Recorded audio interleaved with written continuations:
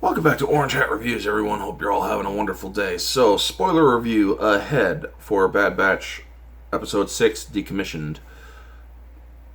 Now that I have said spoilers, okay, let's get into it. So, the beginning of this one is pretty good. It only reaffirms that Omega is not a Mary Sue. And she is not perfect. She hits the target 3 times. She's like, oh, I hit it 3 times. Out of 12. That's luck, Omega, not consistent or not skill. So I love how they did that. They are basically telling everybody who thinks that Omega is a Mary Sue, well, fuck you, she's not a Mary Sue. That's exactly what they're basically saying in this episode. Omega is put in peril again, time after time. She's not a Mary Sue. Mary Sues would be able to get themselves out of the peril that they find themselves in without needing the help of others, especially men. So, yeah, I think it's time that anybody who continues to suggest that Omega is not a Mary or is a Mary Sue, you guys are just hating for the sake of hating, and that, I'm sorry, is stupid. That means that you have a hate boner for all the wrong reasons.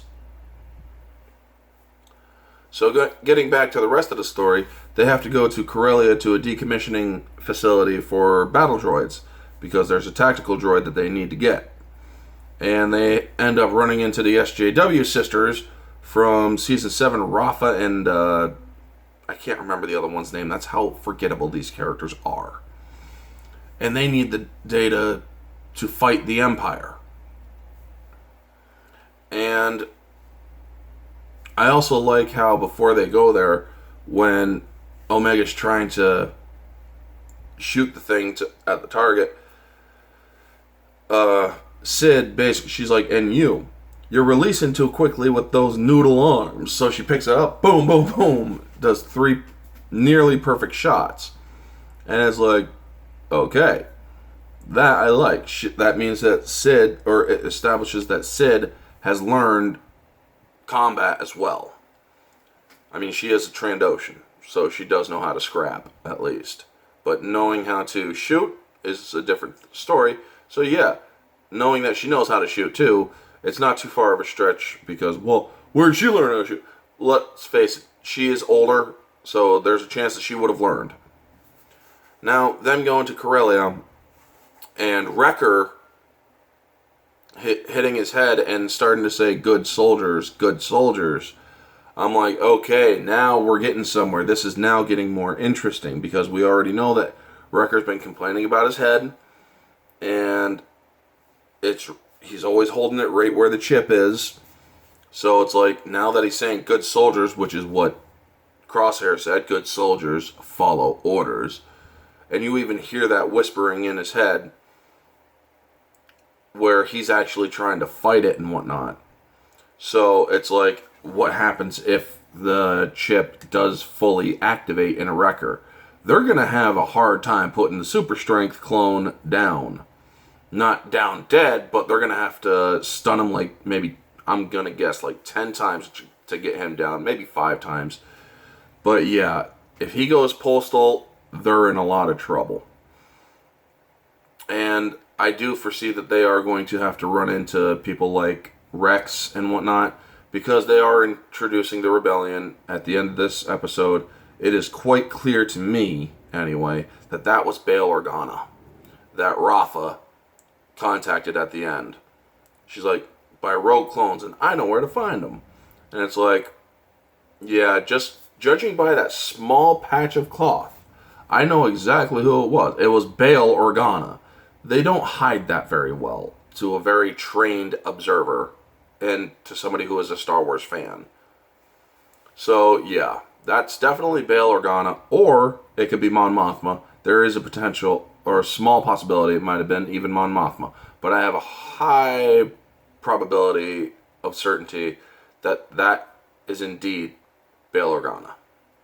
The story in this episode, objectively, is around an 8. It is actually pretty decent for the most part. Is there some logic parts that don't make sense? Yes. Why are you getting rid of the droids with their weapon systems intact, like blasters for the regular battle droids? That doesn't make sense. Now, the super battle droids, those are built in to their wrists. That does make sense. So when they activated the droids to attack the security personnel, it makes sense that the battle droids would be able to do more. But the normal battle droids having their blasters still, that doesn't make sense. They would have destroyed the blasters separate under Imperial protocol, because that's actually something that I learned back when the EU was a thing. It just goes to show that these idiots have no idea what they're doing. So yeah, they could have easily had the battle droids running up to try to hold back the securities, and the super battle droids blasting the security. That would have made more sense. Giving the battle droids blasters, no. That doesn't make sense. Now, some people are going to still claim the whole Mary Sue thing with Omega, where she actually is learning how to shoot the bow a little bit better. Remember, she is a clone, enhanced, and even without the whatever enhancement she does have, she is a clone that was also put with enhanced and pickup and learning. Meaning, she'll learn quicker.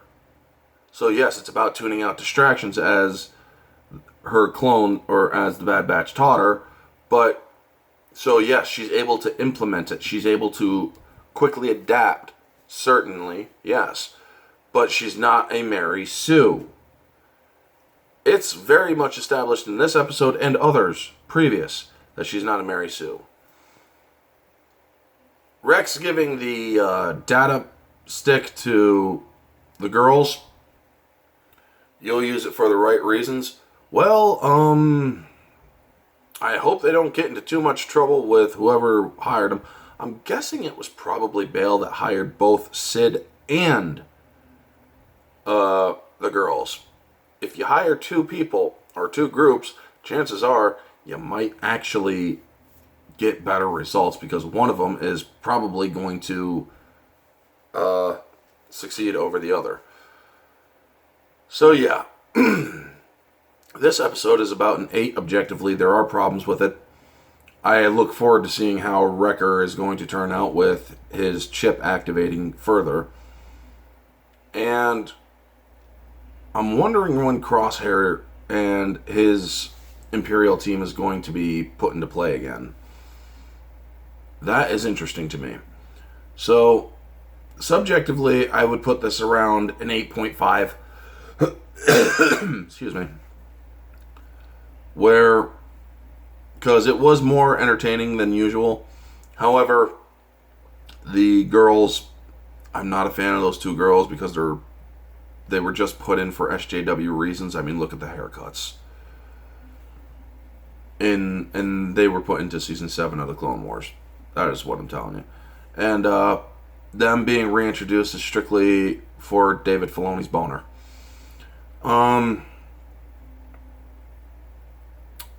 Showgoer, I would put this at about a 9.5. It is very entertaining. It kept me engaged. I didn't pause it at all for unnecessary reasons, because I was bored. Or being like, come on. I mean, yes, even though those two SJW idiots are in there, it's still like, well, whatever. Let's see where it goes. But it was still entertaining. I still enjoyed watching it. And, yeah. The show's not perfect. The show does have some weak points. But overall, it is a solid show so far. Now, if they start pushing agenda over stuff, I will start calling that out. I'm not stupid, folks. And I'm not afraid to call out things that I like for being stupid. Anyway, that is going to be the review. Thank you all for tuning in. Hope you all enjoyed. Like, comment, subscribe, share, all that jazz. Let me know your thoughts down in the comment section below. What did you think of this episode of The Bad Batch? Did you like it? Did you not? Let me know all your thoughts, folks. This has been Orange Hat Reviews. Stay humble.